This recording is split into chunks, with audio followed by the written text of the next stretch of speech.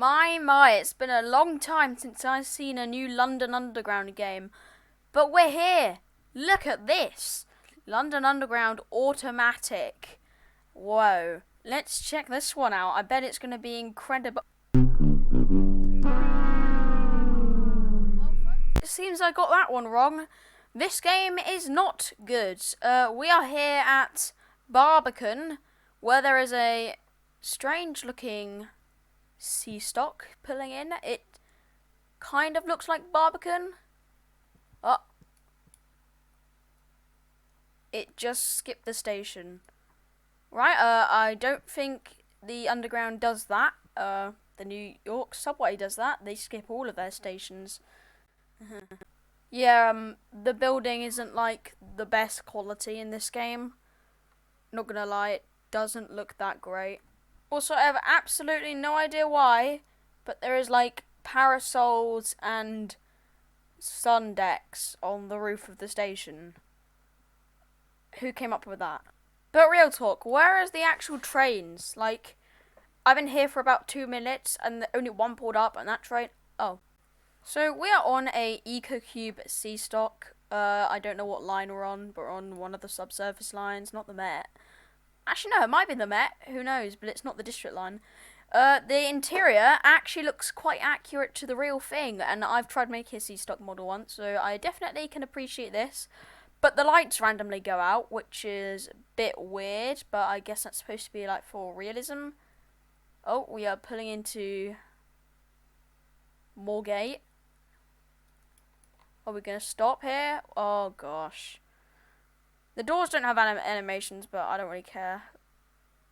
The trains look surprisingly quite good compared to the rest of the game. The signals are blue. Moorgate looks quite bad. Does it have the different roundels? No. Okay. There's no imagination put into Moorgate. It's very blocky. Not that realistic to the actual station. I don't know what's going up with the tracks as well. They're like grey concrete. It's very undetailed. It's not impressive. I can do much better than this, and I'm much less experienced when it comes to scripting and building than these people are. So I would expect better from EcoCube, knowing their train quality. But then I don't know who makes their trains. Maybe some kidnapped children in the basement. Who knows? I can't say too much about the tunnels because no one really cares about the tunnels, but they look pretty bad. Anyways, we're coming into another station now. I think it's Liverpool Street. It looks alright, but it still doesn't look that much like Liverpool Street. But at least it's more like, you know. Holy mother. This is a bit of a gap. It's a giant step up as well. I've never seen that on subsurface before. This probably isn't that accurate to Liverpool Street now the more I look at it. It's very unimpressive. So I'm just sitting in the train waiting to depart. We should be moving soon. So we're exiting the tunnel, but then it's going into another tunnel which has a junction in it, which looks like this. Which is different to normal subsurface tunnels, but hey, I'm alright with it. So we seem to be going eastbound at the moment. So maybe the next stop is Aldgate. Ah, the first interesting thing I've seen. We're passing an S-stock, which looks quite good from the look of it. Then again, that's just EcoCube trains. They always look quite good.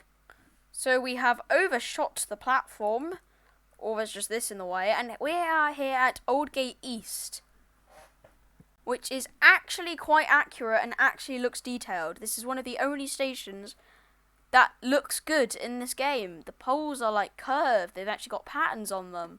It looks like the original 1930s thing. It actually looks good. So I'll have to give them credit on Aldgate East. Even still, the platform is a big gap and a big step up, so they need to fix that, but it might just be a glitch. Not too sure. Anyways, let's move on to our next stop. We are passing another sea-stock train in the tunnel just here. I will admit the trains are quite infrequent. So it looks like they got points here, but you can see the void and the tracks don't connect. So, glitch. Also, there's just these random balls here. Balloons, even. Don't know quite what's going on. Putting into some other station, Whitechapel. It does quite look like Whitechapel. It's alright. But these stations, like I said, they're very bland, not very detailed. They all need work, to be honest. I will say one thing though, this footbridge does look pretty good in terms of detail. So I'll give them credit for that. And now we are arriving at our next stop, which I think is Stepney Green. Yep. We have overshot again. And it also does not look that accurate to the real thing. And for some reason, they've only got the poles on part of the platform, not all of it. And the train overshoots by quite a bit, and these poles look absolutely terrible. Yeah, this is not impressive, this game. The cabs are quite good on this train, right? Like, it's obvious this wasn't meant to be an automatic train. It was meant for EcoCube.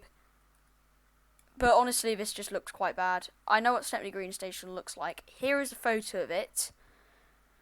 Doesn't look that similar. So we actually just reversed and went back into Whitechapel. So they've obviously only done up to Stepney Green. So, yeah. So overall, I don't know much about this game, but from what I can see, it is quite bad in terms of detailing. The trains themselves are good, but like I said, that's just because EcoCube has good developers making their trains.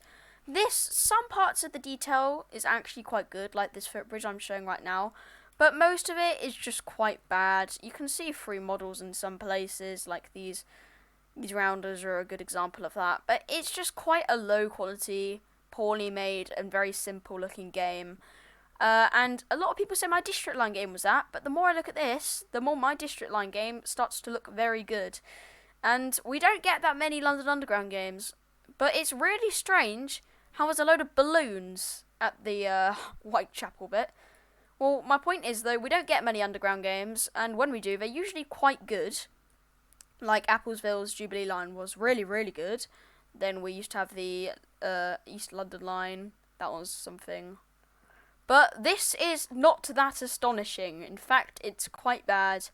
I don't think many people could be impressed by this. But it's a nice try, but I don't really know much about this, so I'm going to give this a 5 out of 10. Because it has good parts, but it has quite a lot of bad parts. So I hope you enjoyed this review, and goodbye.